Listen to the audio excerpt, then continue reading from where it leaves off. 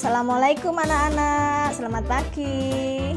Pagi ini kita akan mempelajari tema 1, pertumbuhan dan perkembangan makhluk hidup, subtema 2, pertumbuhan dan perkembangan manusia, pembelajaran 2.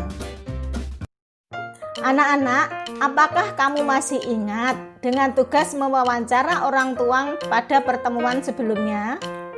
Gunakan informasi yang sudah kamu peroleh untuk menulis cerita tentang perkembangan dirimu.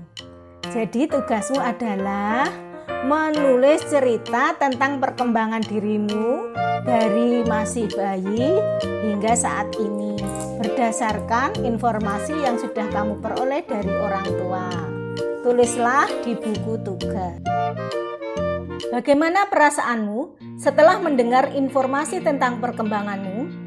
Apakah kamu juga mendapat informasi kapan kamu mulai bisa merangkak dan berjalan?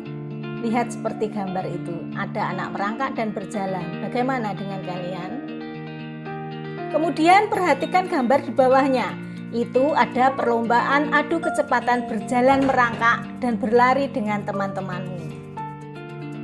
Adapun langkah-langkahnya adalah seperti ini, bisa kalian baca dan bisa kalian praktekkan dengan temanmu di rumah.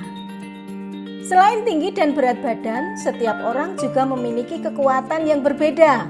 Kekuatan juga dipengaruhi oleh beberapa faktor, misalnya perbedaan pertumbuhan tulang dan otot. Semua perbedaan merupakan anugerah Tuhan, kita wajib mensyukurinya.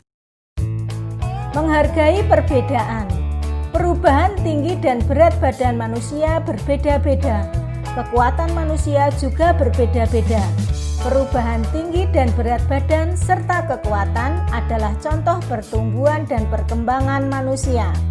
Pertumbuhan dan perkembangan dipengaruhi oleh makanan, kebiasaan olahraga, dan faktor yang diturunkan oleh orang tua. Jadi, makanan dan kebiasaan olahraga yang kalian lakukan bisa mempengaruhi perkembangan pertumbuhan. Tuhan menciptakan berbagai macam makhluk hidup berbeda-beda. Perbedaan ini adalah karunia Tuhan. Kita harus saling menghargai dan menghormati perbedaan. Jadi, kalau ada temanmu yang gemuk atau yang kurus, kalian tidak boleh saling menghina. Kita harus saling menghormati dan menghargai perbedaan.